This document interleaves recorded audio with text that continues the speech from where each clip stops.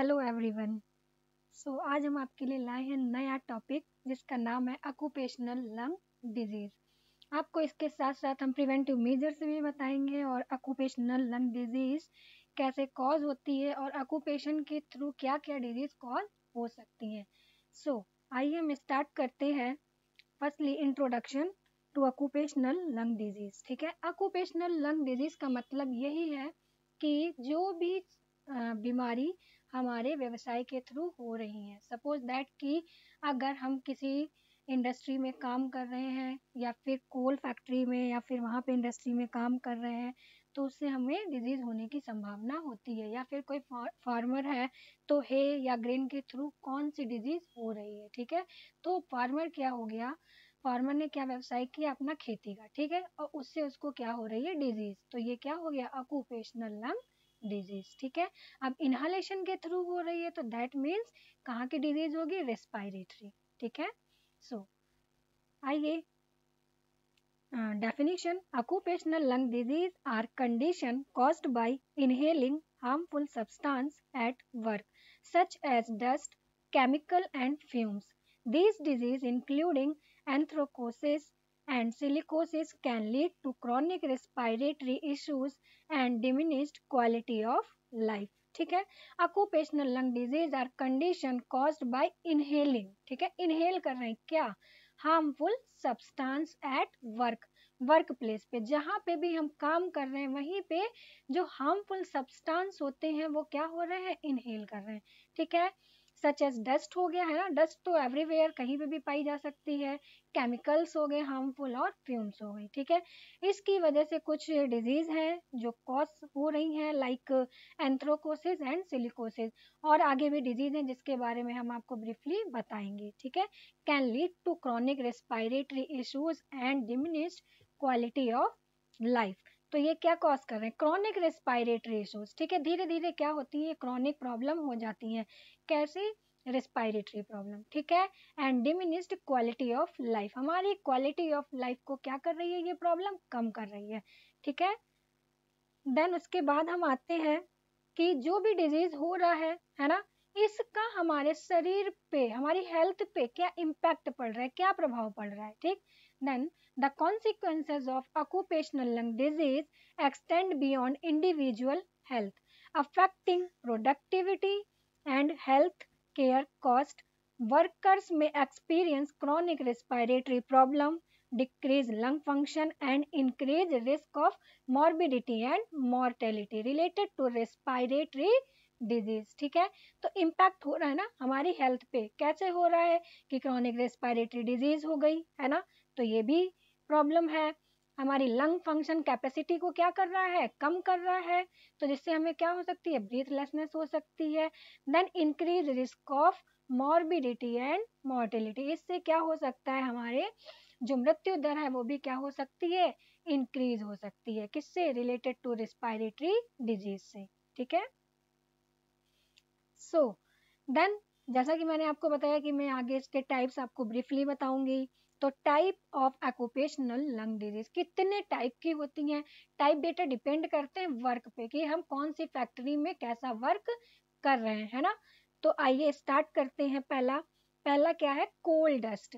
ठीक है, कोल dust anthracosis. ठीक है, anthracosis is lung disease caused by inhalation of coal dust primarily affecting coal miners. It leads to black pigmentation in the lungs resulting in respiratory issue and potential long-term health consequences. ठीक, एंथ्रोकोसिस is a lung disease, किससे cause हो रही है, इनहालेशन of coal dust. ठीक है, तो जाहिर सी बात है ये जब कोल डस्ट है, इनहेल कर रहे हैं हम किसी कोयला जिसको बोलते हैं कोल डस्ट। ठीक है, तो प्राइमरली अफेक्टिंग कोल माइनर्स, ये सबसे पहले किसको प्रभावित करती है, जो कोल माइनर्स होते हैं, जो भी कोयले की खान में जाके कोयला को खोदते हैं, है ना।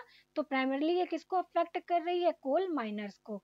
It lead to black pigmentation in the lungs, ये क्या करता है, हमारे लंग्स में क्या इकट्ठा कर देता है, black pigmentation in the lungs, हमारे लंग्स में जो है ब्लैक पिगमेंटेशन इकट्ठा कर देता है, जिसकी वजह से इसको ब्लैक लंग डिजीज भी बोलते हैं। ठीक है, तो जब हमारे लंग्स में ब्लैक पिगमेंटेशन इकट्ठा हो गया जिसकी वजह से रिस्पायरेटरी इशू होंगे और potential long term health consequences, और भी जो भी हार्मफुल कॉन्सिक्वेंसेस होंगे, परिणाम होंगे ना हार्मफुल, वो हेल्थ को अफेक्ट करेंगे। ठीक है, तो आगे है सिलिका। सिलिका से कौन सी डिजीज कॉज हो रही है? सिलिकोसिस।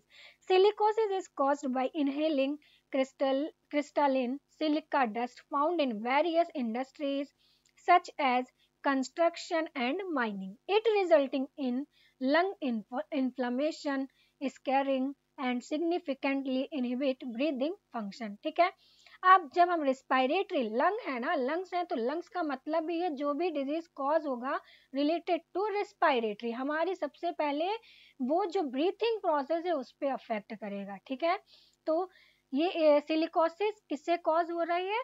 इनहेल करने से। किसको? सिलिका को। ठीक है, dust found in various industry, जो कि जहां जहां इंडस्ट्रीज में सिलिका का प्रोडक्शन हो रहा है, कंस्ट्रक्शन एंड माइनिंग, जहां पे कंस्ट्रक्शन हो रहा है, then it result in lung inflammation.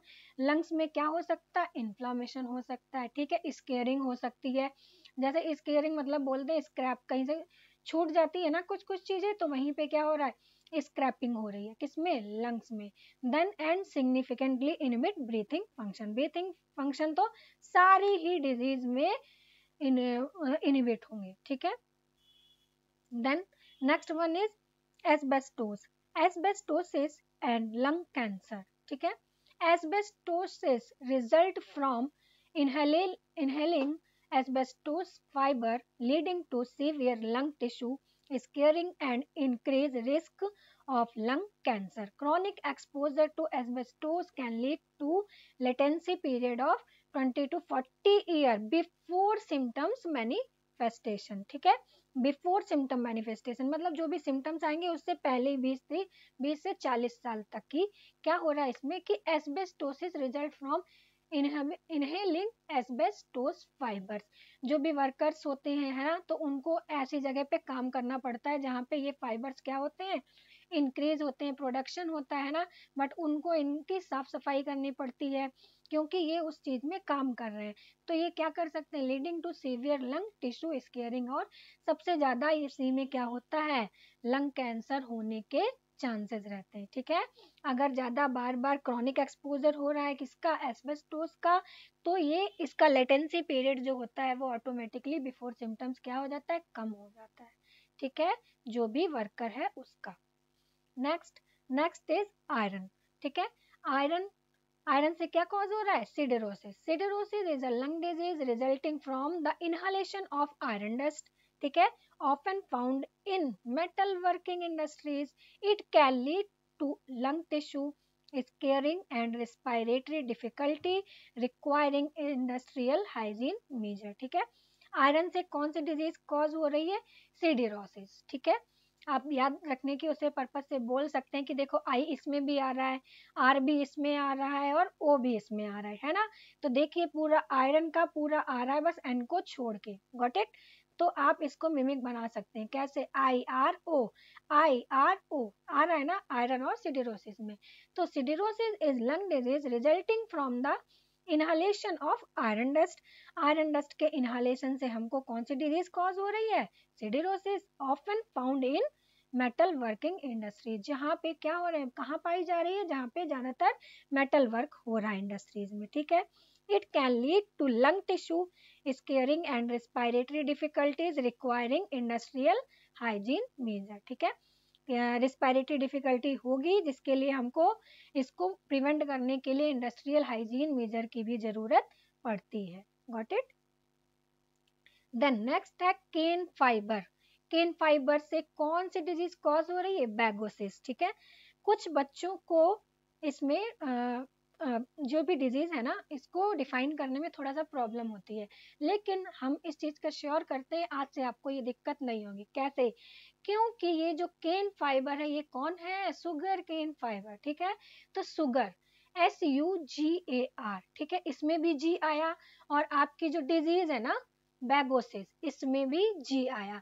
तो आप अगर दोनों के जी को कंबाइन करते हैं तो ऑटोमेटिकली आप इस डिजीज को डिफाइन कर लेंगे कि शुगर केन से कौन सी डिजीज हो रही है, बैगोसिस, ठीक है, जिसमें भी क्या आ रहा है जी, ठीक। बैगोसिस arises from inhalation of dust from sugarcane fiber, predominantly impacting workers in sugar processing plant. It can cause respiratory issues and hypersensitivity pneumonitis affecting overall lung function, ठीक है बेटा, क्योंकि हम लोग क्या पढ़ रहे हैं, ऑक्यूपेशनल लंग डिजीज। तो लंग्स की डिजीज में सबसे पहले किस चीज को अफेक्ट करेगा, लंग्स को अफेक्ट करेगा, और जैसे ही हमारे लंग्स अफेक्ट होंगे हमारी रेस्पिरेटरी प्रॉब्लम शुरू हो जाएंगी, ठीक है। So next is cotton dust, byssinosis, ठीक है। कॉटन डस्ट में क्या है, बिसिनोसिस। बिसिनोसिस और brown lung result from inhaling cotton dust primarily encountered in textile mills. Symptoms including chest tightness and shortness of breath, which can worsen with continued exposure to cotton dust, ठीक है। अब बेटा सुनिए, cotton dust की disease को हम क्या बोल रहे हैं, बिसिनोसिस। बिसिनोसिस जो है एक ग्रुप है पूरा राजस्थान में, ठीक है, राजस्थान हो गया जोधपुर, वहां पे पूरी बिसिनोसिस बिश्नोई कमेटी है, ठीक है, जो वो क्या करती है, व्हाइट कलर का कपड़ा पहनती है जो कैसा होता है, कॉटन का होता है, ठीक है। तो मैं आपको ये जस्ट आपको बताने के लिए इस चीज को बोली कि बिश्नोई कमेटी जो होती है वो कॉटन का कपड़ा व्हाइट कलर का पहनती है मंडे या ट्यूसडे में, ठीक है। आप लोग इस चीज को सर्च कर लेना, बिश्नोई कमेटी कहाँ पे, राजस्थान या जोधपुर की, ठीक है। तो उससे आपको ये याद रहेगा। बिसिनोसिस और brown lung disease from inhaling cotton dust primarily encountered in textile mills, जहाँ पे कॉटन के कपड़े बन रहे हैं, टेक्सटाइल मिल्स है ना, वहां पे ये डिजीज ज्यादातर कॉज हो सकती है वर्कर्स में। सिम्टम्स इंक्लूडिंग, हम कुछ भी ना पढ़े अगर सिम्टम्स, लेकिन आप रेस्पिरेटरी प्रॉब्लम सारी ही डिजीज में लिख सकते हैं, including chest tightness and shortness of breath which can worsen with continue exposure to cotton dust.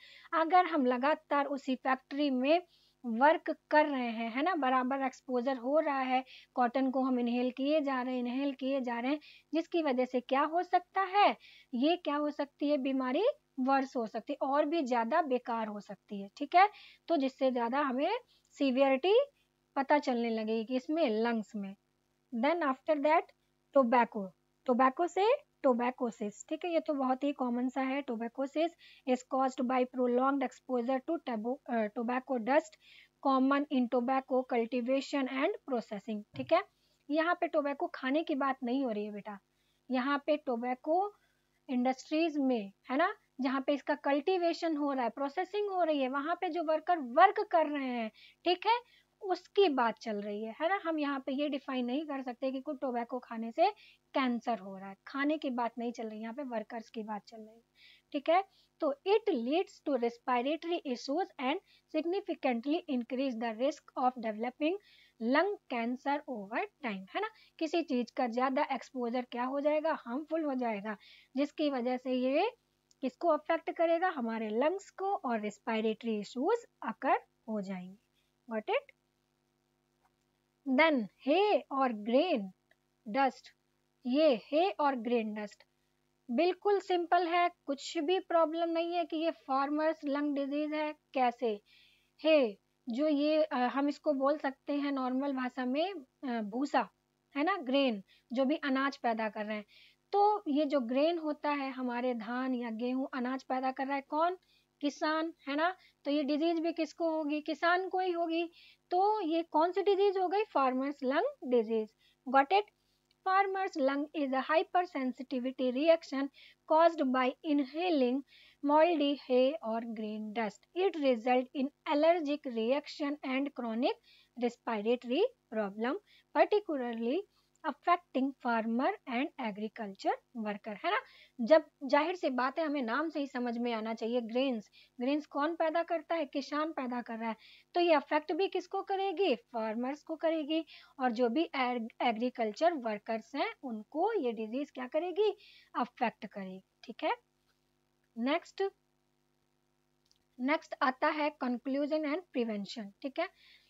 तो हम क्या कर रहे हैं, समराइजेशन ऑफ मेन पॉइंट्स क्या क्या है हमारे बेटा की occupational lung disease encompasses various condition caused by inhaling harmful substance. ठीक है, इनहेलिंग हार्मफुल सब्सटेंस को हम क्या कर रहे हैं, इनहेल कर रहे हैं। और कौन कौन से हो सकते हैं वो, जैसे कि कोल डस्ट हो गया, सुगर गेन हो गया, कॉटन हो गई, एस्बेस्टोस हो गया, है ना, सिलिका हो गया।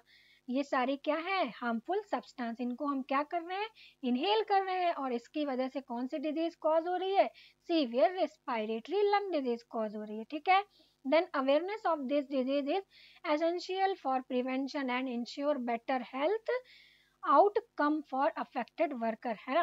देखिए अवेयरनेस तो होनी चाहिए कि हम डिजीज को कैसे प्रिवेंट कर सकते हैं। ठीक है, तो आइए इम्पोर्टेंस ऑफ प्रोटेक्टिव मेजर की बात करते हैं। प्रोटेक्टिव मेजर हमारे लिए वो होते हैं, प्रोटेक्टिव मेजर जो हमें डिजीज होने से प्रोटेक्ट कर सकते हैं। ठीक है, तो implementing protective measures such as wearing appropriate mask, ensuring proper ventilation and conducting regular health screening and significantly reduce the incidence of occupational lung disease. Employer play vital role in creating safe work environment through training and adherence to health regulations. ठीक है, implement करना है किसको, protective major को। कौन कौन से हो सकते हैं, एप्रोप्रिएट मास्क, है ना, सबसे ज्यादा कॉमन रेस्पिरेटरी को प्रिवेंट कौन करता है, मास्क करता है ना। इंश्योरिंग प्रॉपर वेंटिलेशन, जो भी वातावरण हो वहाँ का वो भी क्या होना चाहिए, अच्छा होना चाहिए। And conducting regular health screening, अपने लंग्स का बार बार क्या कराना, स्क्रीनिंग कराना है।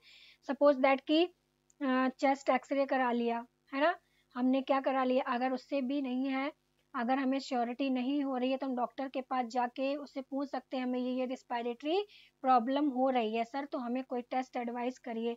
और टेस्ट से हमें बेटा ये प्रॉफिट रहता है कि हमें जो भी डिजीज हो रही है वो उस चीज की सीवियरिटी से हम बच जाते हैं, है ना, कि पहले ही हम ठीक हो जाते हैं चीजों से, तो उस चीज की सीवियरिटी हमें अफेक्ट नहीं कर पाती है। ठीक है, तो इसके लिए हमें क्या करना है, प्रोटेक्टिव मेजर को यूज करना है। ठीक है, और एम्प्लॉयर जो भी होते हैं वहां, तो वो क्या कर सकते हैं, वाइटल रोल अपनी इंडस्ट्री में प्ले कर सकते हैं। कैसे, creating safe for work environment, जो भी वर्क इन्वायरमेंट है उसको सेफ कर सकते हैं through training and adherence to health regulation, है ना।